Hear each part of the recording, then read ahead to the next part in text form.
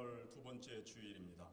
특별히 3.1절 기념주일 96주년 기념주일로 지킵니다. 우리 나라와 민족의 독립을 위해 삶을 아끼지 않은 우리 믿음의 선조들과 우리 교회의 선조들의 믿음과 신앙을 본받아서 오늘 예배드리는 여러분들도 여러분이 속한 가정과 교회 그리고 한인사회와 지역 공동체, 나라와 민족, 더 나아가선 하나님 나라의 일꾼이 모두 되시기를 주님의 이름으로 축원합니다. 오늘 예배에 참석하신 모든 교우와 여러분의 가정에 하나님의 은총과 은혜가 충만하시기를 또한 기도합니다. 독립운동에 헌신하고 3.1운동에 적극 가담한 기독교인들의 신앙은 예수 그리스도의 사랑이 곧 나라 사랑이고 인류 사랑이라고 하는 믿음으로부터 시작된 것입니다. 그 믿음이 큰 능력을 발휘하게 되었습니다. 믿음의 능력은 그들이 열매를 따 먹지는 못하였으나 그들의 정신이 온 나라, 온 민족에게 전파되게 되었습니다. 그들의 인격을 통해서 나라 사랑과 그리스도의 정신이 나타나게 된 것입니다. 오늘 본문은 로마서 5장 7절 8절에서 특별히 의인을 위하여 죽는 자가 쉽지 않고 선인을 위하여 용감히 죽는 자가 혹 있거니와 우리가 아직 죄인 되었을 때에 그리스도께서 우리를 위하여 죽으심으로 하나님께서 우리에 대한 자기의 사랑을 확증하셨느니라 라고 그리스도의 죽으심을 기록하고 있습니다. 그리스도가 하나님을 위해서 그리고 우리를 너무 사랑하셔서 그의 목숨을 버리기까지 사랑하신 것이 십자가의 죽으심이 그 증거가 되었던 것처럼 조국의 자주 독립을 위해서 헌신하신 분들은 조국을 위해 하나밖에 없는 목숨을 조국을 위해 바쳤습니다. 그분들은 주님의 사랑을 먼저 알았고 그 사랑을 조국과 나라 인류 사랑으로 바꾸게 된 것입니다. 주님의 십자가의 사랑을 묵상하는 사순절기를 보내면서 또 조국의 열사들의 믿음을 생각하면서 오늘 우리는 진정한 믿음의 능력이 무엇인가를 묵상하기를 원합니다. 믿음이 있으면 큰 역사, 큰 능력을 이루게 됩니다. 그 믿음의 가장 본이 되었던 분이 주님이십니다. 주님은 하나님을 믿되 하나님에 대한 믿음을 결코 십자가 위에서도 버리지 않고 죽기까지 믿었습니다. 그래서 내 영혼을 부탁하나이다 라는 마지막 말씀도 남기게 된 것입니다. 그것도 큰 사람을 위해서가 아니라 나 같은 죽어있던 죄인을 위해서 십자가에 돌아가셨다는 것이 얼마나 큰 일인지 그 달려 돌아가시며까지 사랑을 증명해 주신 것을 우리가 받고 이 자리에 앉아 있는 것입니다. 조국의 열사들도 하나님을 믿고 조국의 미래를 믿고 또 그것이 하나님이 반드시 함께해 주실 것이라고 하는 확신으로 일생을 살아오신 분들입니다. 목숨을 아끼지 않고 조국의 번영을 위해서 살았습니다. 그 믿음이 큰 능력을 나타나게 된 것입니다. 오늘도 마지막은 인내의 소망을 이루는 줄 알미라 라고 말씀하고 있습니다.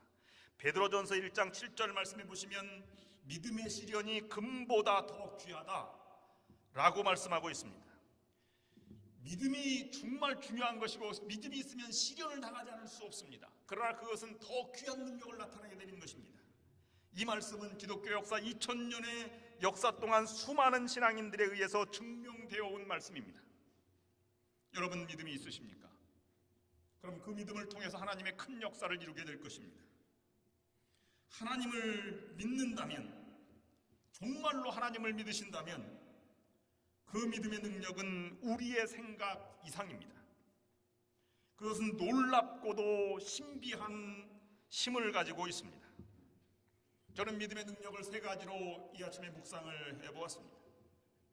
첫 번째로 믿음의 능력은 두려움을 극복하고 미래를 향해서 앞으로 나아가게 하는 능력이 있다는 것입니다. 정말 믿음이 있다면 말입니다. 무엇이 두렵겠습니까? 부모님만 믿어도 두려울 것이 없습니다. 하나님을 믿는다고 하면서 의심이나 불안, 불편함이 있다면 그것은 잘못된 믿음입니다. 히브리서 11장은 구약의 인물들을 통해서 믿음의 훌륭한 인물들을 열거하고 있는데 공통점이 한 가지 있습니다. 그들은 두려워하지 않고 나아갔다고 하는 것입니다. 노아는 홍수에 대한 두려움을 갖지 않았습니다. 그는 많은 사람들이 산 꼭대기에 방주 배를 짓는다는 비난과 모욕 이런 것을 전혀 개의치 않았습니다. 오직 믿음으로만 그것을 바라보고 나아갔기 때문입니다. 모든 염려와 인간의 도전을 하나님께 맡기고 미래에 나타날 긍정적인 하나님의 능력을 바라보고 살아가는 것입니다. 그것이 믿음의 능력입니다. 하나님을 믿는다고 하는 것은 무엇입니까? 하나님의 말씀을 믿는 것입니다. 하나님의 말씀을 무엇이라고 말합니까? 하나님의 약속의 말씀입니다.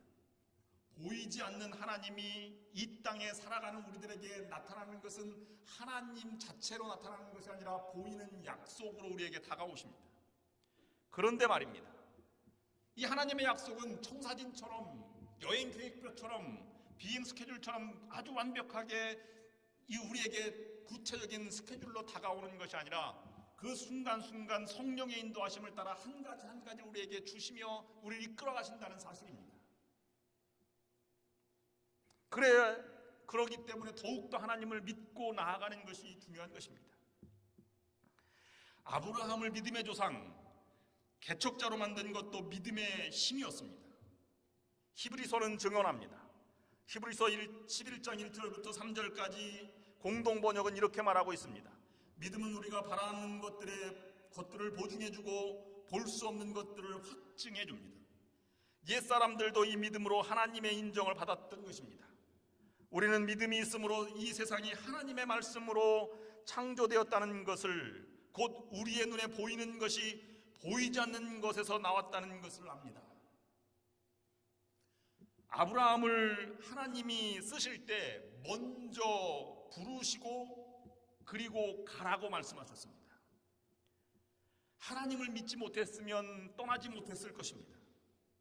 지도가 있었던 것도 아니요, 도로가 있었던 것도 아니었습니다.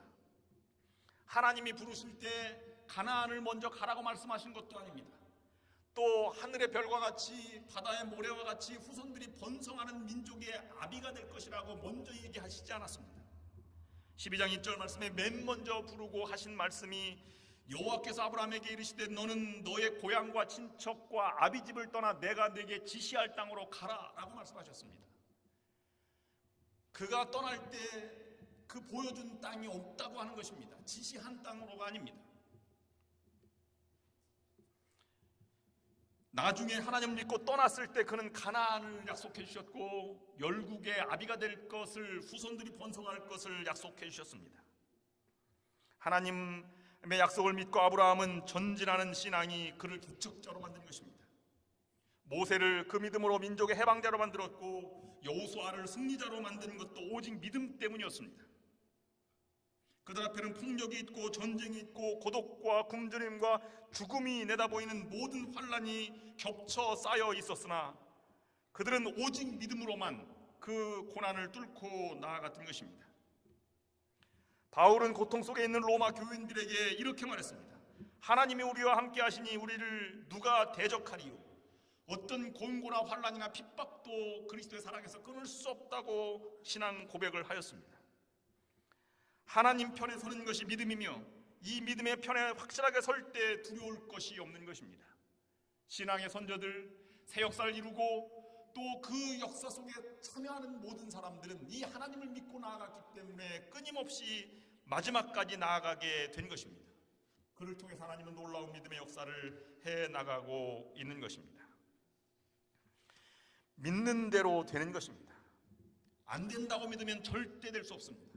그러나 하나님을 믿는다고 하는 것은 하나님의 능력, 생명을 믿는 것입니다. 독립운동가들이 모두 한결같이 독립을 믿었습니다. 하나님이 함께 하신다는 걸 믿었고 하나님은 인류 공존을 원하신다는 것을 분명히 믿었습니다. 그래서 더불어 우리가 그분들의 노력으로 이 자리에 앉아 예배를 드리게 된 것입니다. 믿음은 죽음을 바라보는 것이 아닙니다. 그것은 생명을 바라보는 것입니다. 믿음은 두려움과 공포를 그리고 불가능을 바라보는 것이 아닙니다. 가능성과 영광을 바라보며 살아가는 것입니다. 두려움 속에 사는 것이 아니라 희망 속에 사는 것이 믿음입니다. 내가 사망의 음침한 골짜기로 다닐지라도 해를 두려워하지 아니함은 바로 시편 기자의 고백처럼 하나님이 나와 함께 계시다는 완전한 신뢰를 가지고 힘차게 살아가는 긍정적이고 적극적인 태도가 믿음의 모습입니다. 신앙은 두려움의 그늘과 어두움을 보는 것이 아니라 그 이면의 빛을 바라보는 것입니다. 신앙은 낙심하지 않고 하나님이 함께함의 가능성을 내다보고 나아가는 것입니다. 여러분들도 두려움을 극복하고 미래를 향해서 우리 교회도 한 발짝씩 내어딛는 여러분과 우리 교회가 될 수 있기를 주님의 이름으로 축원합니다. 두 번째 믿음의 능력은 언제나 진리의 편, 의의 편에 서게 하신다고 하는 것입니다. 진리의 편에 선다는 것이 무엇입니까? 진리는 곧 예수 그리스도라 내가 참 진리와 길이요 진리요 생명이라고 말씀하시는 것과 마찬가지입니다. 주님의 편에 선다는 것이 무엇입니까? 그것은 주님을 기쁘시게 하는 일에 참여한다는 것입니다. 나와 나의 가정을 향해서 사는 것이 아니라 그 넘어서 하나님이 바라는, 하나님이 기뻐하시고 하나님이 만족하시는 믿음의 삶을 살라고 우리를 부르시는 것입니다. 그 편에 선다고 하는 것입니다. 욥도 많은 어려움이 있었습니다. 갖은 환난과 고통이 있었지만 그가 모든 사람이 피난하고 아내마저 피난하였지만 그가 그런 배신과 외로움 속에 있으면서도 하나님께 기도를 드렸던 사람이 이 욥의 믿음의 모습입니다. 욥이 땅에 엎드려 경배하며 가로되 내가 모태에서 적신으로 나와 싸운즉 또한 적신이 그리로 돌아가올지라 주신 자도 여호와시요 취하신 자도 여호와시니 여호와 이름이 찬송 받으실지니이다. 여러분, 하나님을 기쁘시게 하는 일, 그것이 무엇인지를 하나님 우리에게 너무나 많은 것으로 말씀해 주셨습니다. 그 편에 서는 것이 중요한 것입니다. 육신의 아버지도 자꾸 달라고 하는 자녀들을 그것이 염증을 느끼고 불효자식이라고 말합니다. 부모님은 자식이 잘 되기를 바라고 부어주기를, 넘쳐주기를 바라는 것입니다. 그분을 기쁘시게 하면 그 모든 것이 자기의 것이 되는 줄 알기 때문입니다. 그러므로 부모님께 잘하고 감사하고 순종하는 것이 마땅한 도리입니다. 그래서 욥처럼 주님을 이 상황, 어려운 상황 가운데도 찬양하옵니다 라고 주권을 이양하는 것이 중요한 것입니다. 사도 바울도 믿음에 굳게 서서 감사함을 넘치게 하라고 말씀하고 있습니다. 세 번째로 믿음의 능력은 희생을 감수하게 하고 보다 큰 세계를 향해서 한 알의 미랄이 되게 하는 능력이 있습니다. 믿음이 없이는 한 알의 미랄이 결코 될 수 없는 것입니다. 본문 성경은 인간이 믿음으로서만 하나님과 화해를 이루었다라고 말씀하고 있습니다. 이 믿음은 십자가 달리신 예수 그리스도의 구속의 사실을 믿는다는 것을 뜻하는 것입니다. 그 사실을 믿는다면 그리스도의 죽으심이 우리를 위해서 돌아가신 것을 우리가 확실히 믿는다면 마음가짐이 달라지지 않겠습니까? 그 사랑의 은혜를 평생 갚아도 다 못 갚을 심정으로, 빚을 진 자의 심정으로 평생을 살아가지 않겠습니까?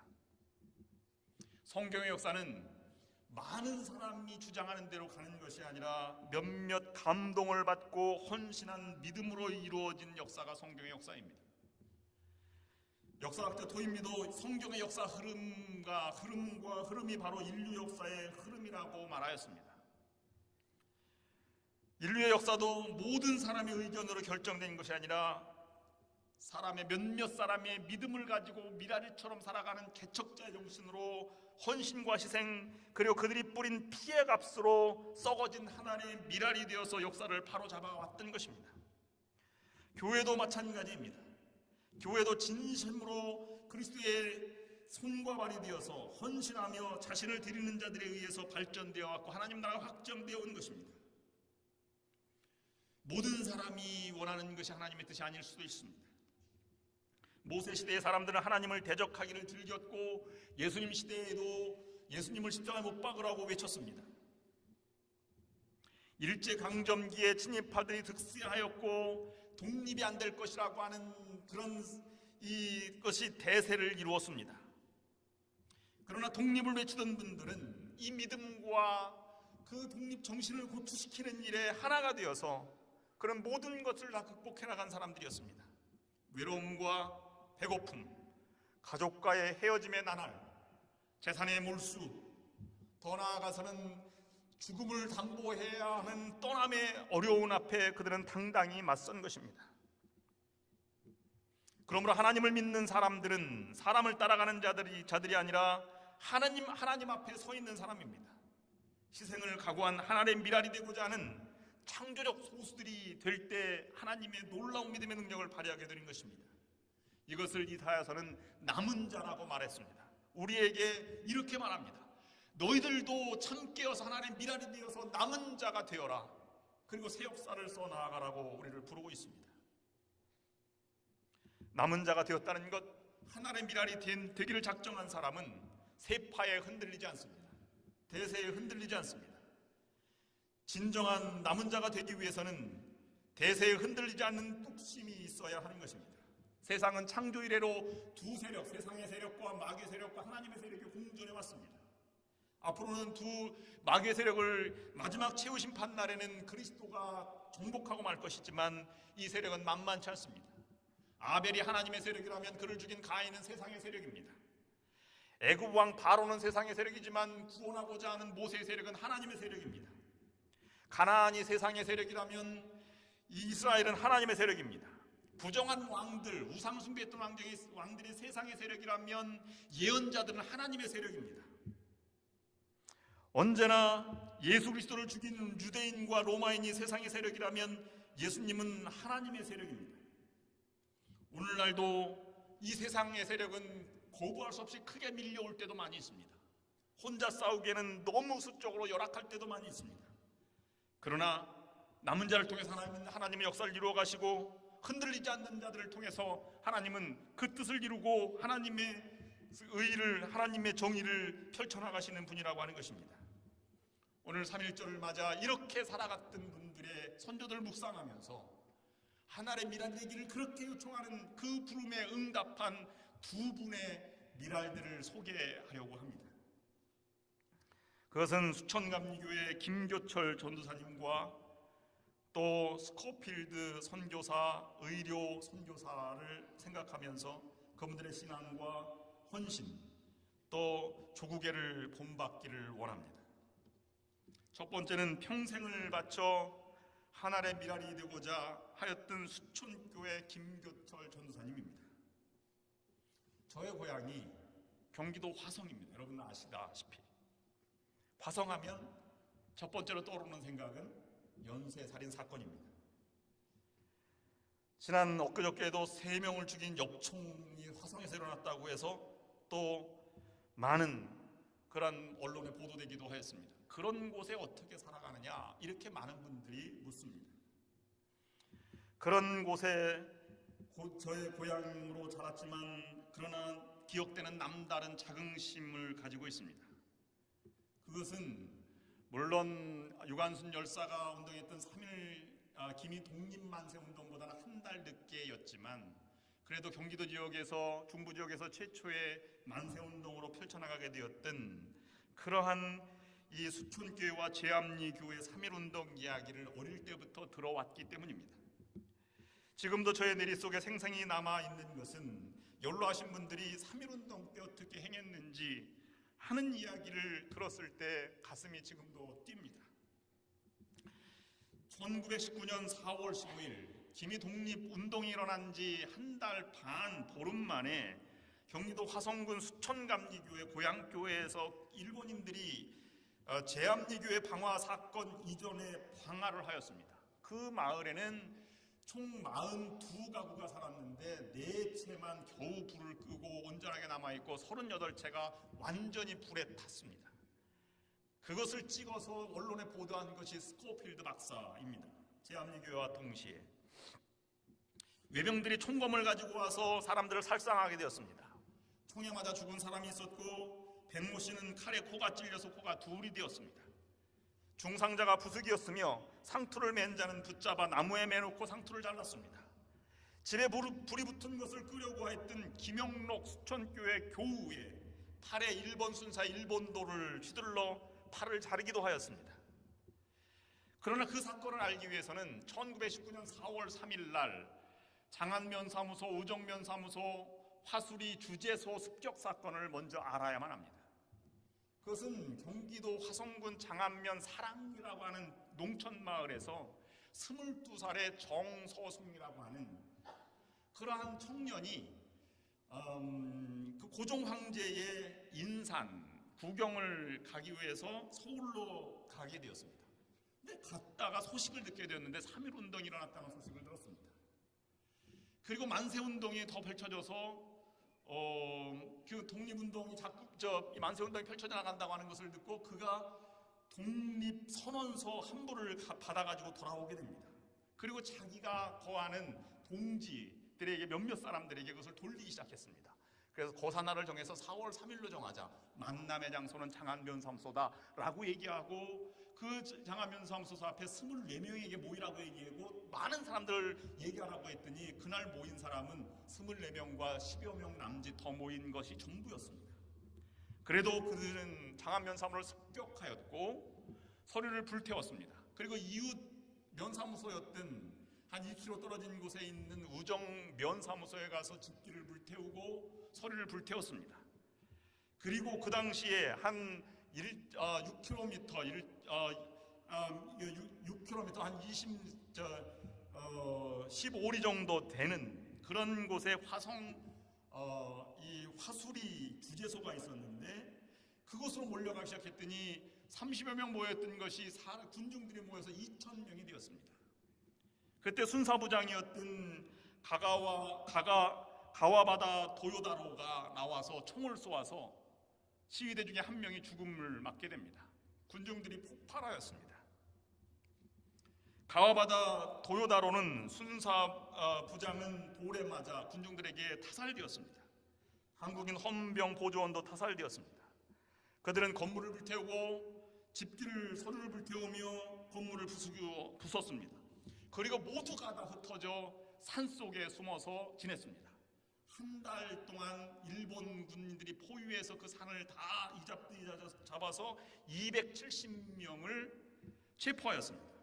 그 속에 정서송도 함께 체포되었습니다.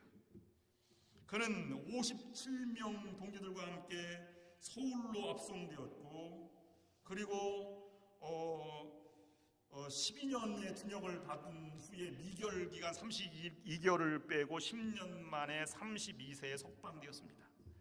68년에 국민훈장을 포상하였습니다. 그런데 왜 거기에서 많이 떨어져 있어요? 20리 정도 떨어져 있는 곳에서 나타난 것인데 왜 수톤리 교회의 외경들이 와서 불을 질렀느냐가 중요합니다. 거기에는 평화스러운 농촌 마을인데 한 분의 전도사님이 계셨기 때문입니다. 그분이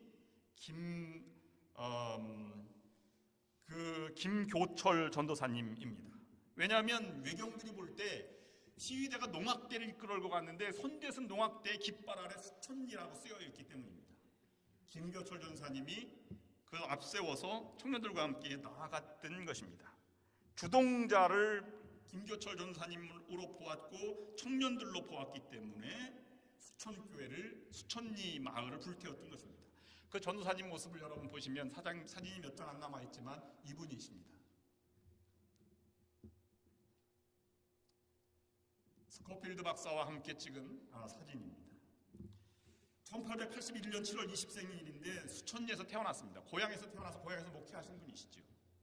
그가 그렇게 존경받을 수밖에 없는 이유가 있습니다. 어릴 때부터 그는 한학의 천재라고 하는 별명을 얻었습니다. 그리고 그는 그 너무나 학문에 아주 능력을 가져서 뛰어난 재능을 가졌습니다. 나중에 어른이 되어서도 이 학문에 대한 열정을 깨줄 줄 몰라서 31살에 배제학당에 들어가게 됩니다. 너무 열정이 많아서 1년 만에 졸업을 하게 되었습니다. 그리고 장래 전도사 일을 감당하기 위해서 33살에 피어선 신학교에 들어가서 졸업을 해서 전도사 사역을 하게 되었습니다. 그는 졸업 후 곧바로 고향으로 내려와서 장진의숙이라는 학원을 세워서 그 당시에 농촌 계몽운동 활동이 감리교회에서 많이 일어났으니까 그까지 가면서 남양교회 여러 교회를 다니면서 교회를 순회하며 섬겼습니다. 목사님들이 금강산으로 그 야유회를 떠났는데 40명이 떠났습니다.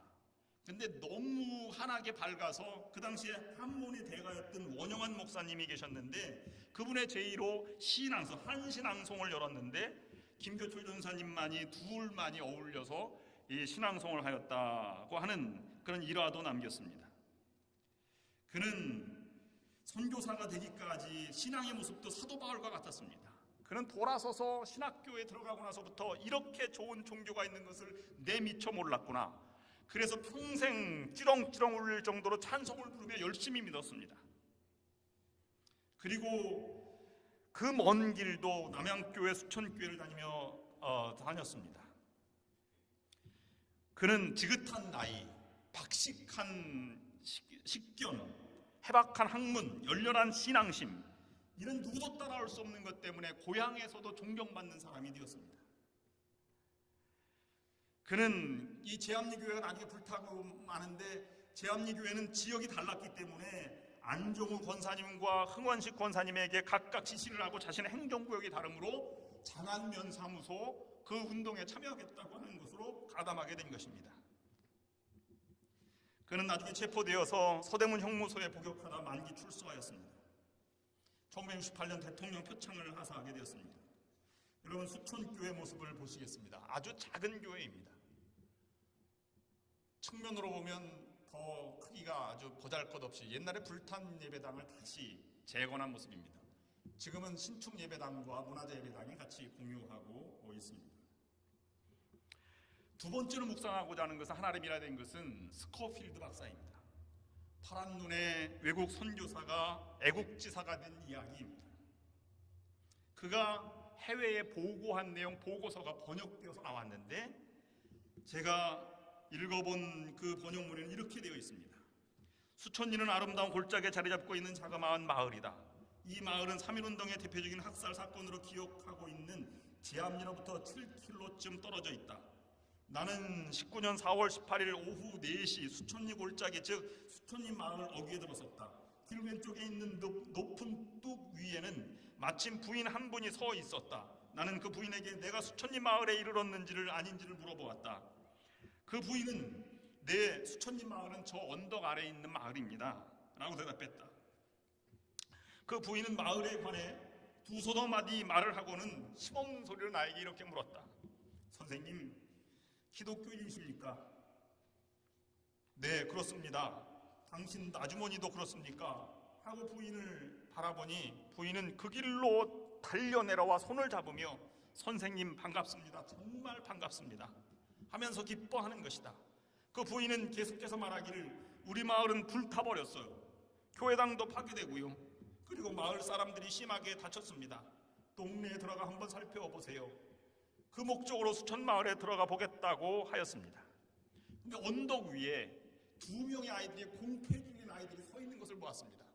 추수소문 해보니까 그 아이들은 김교철 전사님의 2 아이들이었던 것을 알게 됩니다. 당시 세브란스 의학 전문학교 교편을 잡고 있으면서 3.1운동 민족대표 33인과 은밀히 많은 접촉을 하였고 독립운동에 적극 협조하여 일명 34인이라고 불리게 된 스콧필드 박사입니다. 그 잔악행위를 보고하고 제암리 사건을 보도함으로 말미암아 일제의 잔악성이 드러나게 된 것입니다. 스콧필드 박사는 이런 분입니다. 생기신 것은 이렇게 생기셨고 또 스콧필드 박사가 2 아이를 만나서 언덕 위에 세워진 3.1운동 기념비입니다. 뒤에 보이는 것이 수천교회의 모습입니다.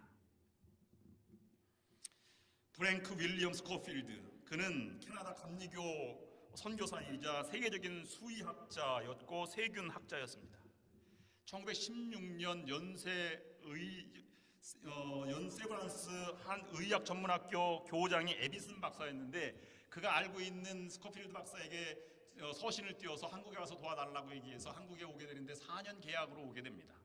근데 올 때부터 그는 비상하여서 영어로 하는 목원흥이라고 하는 분에게 한국말을 배웠는데 1년 만에 한국어 시험에 합격하고 한국어로 가르치기 시작했습니다.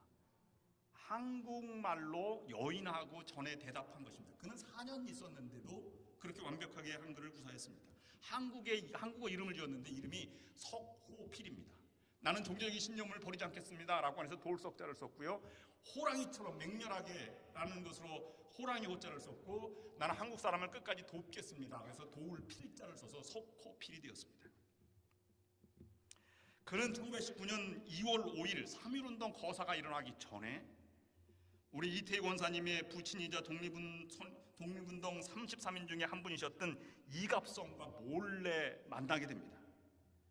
그 3.1운동이 어떻게 진행될 것을 다 알려준 아주 믿을 만한 분이었다는 것입니다. 탁골공원에서 만세 시위를 할 것인데 그때 카메라를 들고 와서 취재를 해달라고 부탁한 사람이 바로 이갑성 열사와 그 다음에 스코필드 박사입니다. 사진을 찍고 근로해를 알리기 시작하였습니다. 제암리와 또 수천리 교회에 있는 잔학상도 보고해서 그 당시에 해외 언론에 제암리 수천리에서 잔학행위에 관한 보고서라는 떨리는 손으로 본인이 썼다고 하는 글을 남겼습니다. 영자신문 서울프레스지에 글을 싣고 그 당시 유관순 열사가 있던 서대문 형무소 여자감방 8호실을 직접 방문하였고, 그 하세가와 총독과 미진호 정무총감 등을 방문하여 비인도적 만행을 즉각 중지할 것을 호소하기도 하였습니다. 4년쯤 지난 다음에 그가 한국에 활동하는 것을 보고 암살 사건이 일어나게 되는데 미수에 그칩니다. 이게 계약 기간도 끝났고 캐나다로 다시 돌아와서 58년도에 국빈 자격으로 박정희 대통령 초청으로 정부 수립 10주년, 어느 대통령인지는 모르겠습니다만은 경축식 전에 국빈 자격으로 초청하게 되었고, 서울대 수의학과 교수로 지내다가 수리병리학을 맡으면서 68년도에 건국헌장 독립훈장을 받게 되었습니다. 70년도에 국립중앙의료원에서 별세하였습니다. 한국의 독립운동에 기여한 업적을 존중하는 의미에서 국립현충원에 안장되어 있습니다. 제암리교회, 그가 보도했던 제암리교회를 잠시 보시면 이렇습니다. 제암리교회의 모습입니다. 현 제암리교회의 모습도 이렇게 개발되어서 나왔습니다. 그 다음에 스코필드 박사가 묻혀있는 국립현충원입니다. 앞면에는 한글로 쓰여있고 뒷면에는 영어로 쓰여있습니다. 여러분, 백척간두에 놓여있는 민족을 구하고자 애국심과 낯선 땅에 목숨까지 진리와 의를 위해 희생하고 자신이 가지고 있는 신앙을 지키기 위해서 피 흘렸던 옛 선인들의 정신과 역사적 발자취를 더듬어보며 우리의 신앙을 한번 더듬어봅니다. 하나님은 우리에게 의의 편에 서라고 말씀하십니다. 내 한 목숨 바쳐 하늘의 미랄이 되라고 우리를 초청하고 계십니다. 여러분, 정말 미랄이 되고 계십니까? 하나님의 부름에 응답하고 계십니까? 주님을 닮아가면 됩니다. 작은 것이 아니라 큰 부름에 응답하며 한 목숨 열매를 바라보지 못할지라도 그 길을 계속 걸어가는 것이 미랄이 되는 것입니다.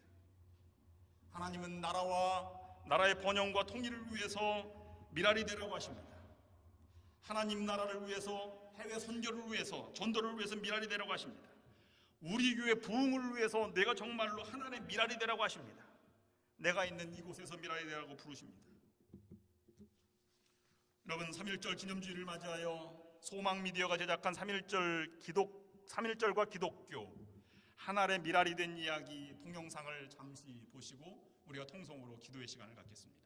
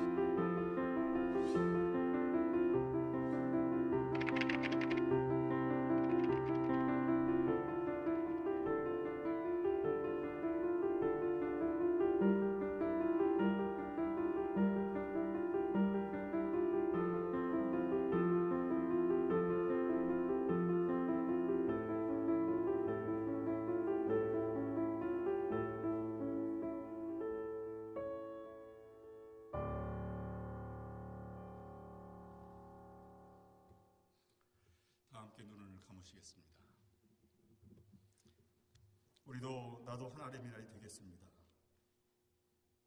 나라의 번영과 통일을 위해서, 하나님 나라의 일꾼이 되기 위해서, 우리 교회의 부흥을 위해서 하나님의 미랄이 되겠습니다. 통성으로 잠시 30분 동안 기도하시겠습니다. 하나님 아버지,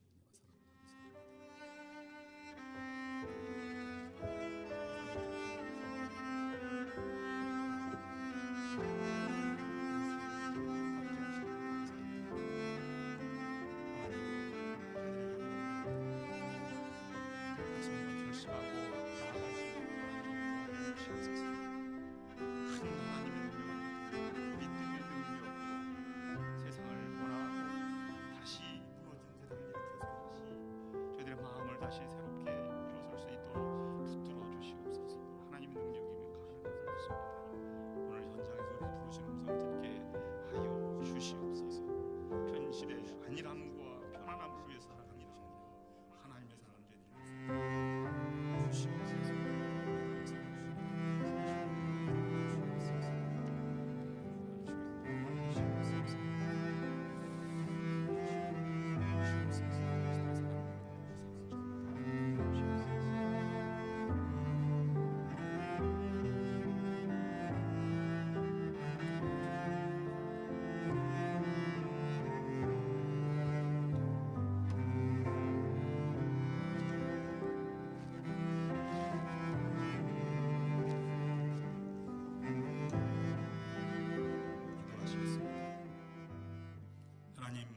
주님의 부름에 응답합니다.